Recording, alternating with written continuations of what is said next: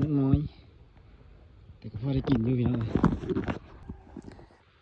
เอาทักทายสบายดีพี่น้องสบายดีงานแรงพี่น้องมื้อนี้15ไปกู้กับพี่น้องเซอร์ได้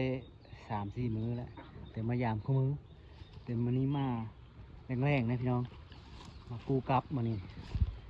เอาไปติดตามน้ำกันพี่น้องว่าสิหมานบ่เรื่อยๆเลยเอาสิกู้เมื่อไหวก่อนพี่น้องไปตรวจลุ้นน้ำกันโอ้จวดแล้วพี่น้องจวดแล้วนี่โอ้นกอย่างวะนี่พี่น้องข้างเหลืองๆนี่พี่น้องนกไปเลยนี่นะโอ้หนีบขามันพี่น้องนี่หนีบขามันหนีบขามันพี่น้องโอ้จวดแล้วมาแล้วพี่น้องหนีบขาเพื่อนพี่น้องจวดแล้วมาแล้วพี่น้องมานี่แหละคิดว่าอันสิมีหมานพี่น้องเอ้ยเพราะว่ามาหยามมือเช้านี่มีได้ถือจิกโตพี่น้องเอ้ยเอาจิบอันนั้นเอาก่อนพี่น้องเอาสิกู้มาเลยเพราะว่าเนื้อเขามันกำเริบแล้วพี่น้อง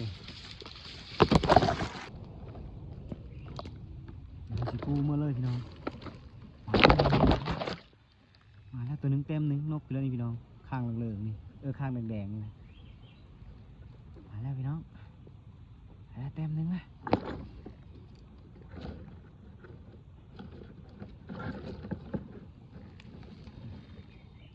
เอาโดงนี่ได้เซอร์พี่น้องนี่นะแต่ว่ามื้อนี้เขาสิกู้มาไว้ก่อนพี่น้องไปหาเซาะอันตัวโดงตัวแม่มาเซอร์ก่อนเพราะว่ามันเบิดละโอ้หมานอยู่พี่น้องหมานอยู่ด่างนี้จะแต้มว่ะโอ้2 แต้มได้พี่น้องด่างนี้2 แต้มนะมีหมานพี่น้องมีชื่อ3 แต้มนี่ก็ล้มมีหมานพี่น้องเดี๋ยวกู้เอาก่อน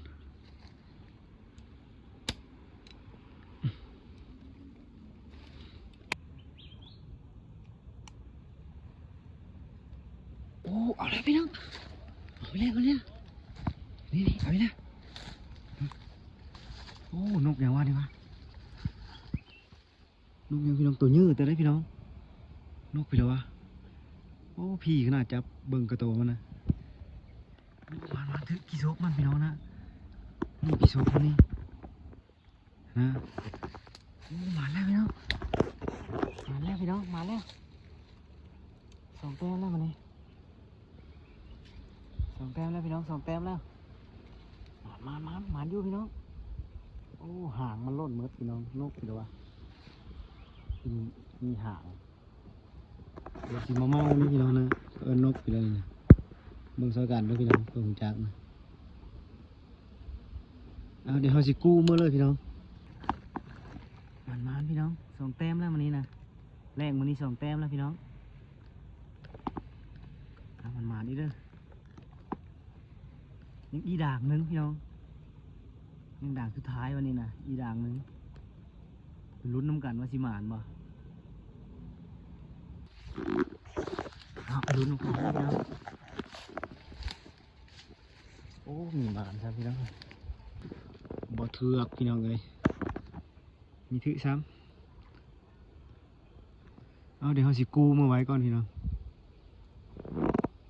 เดี๋ยวมันน่าจึงมาเสิร์ฟใหม่นี่ได้2 แต้มพี่น้องวันนี้นะนี่นะนกน้อยแต่ก็พอได้กินด้วยพี่น้องมัน 2 แต้มพี่น้อง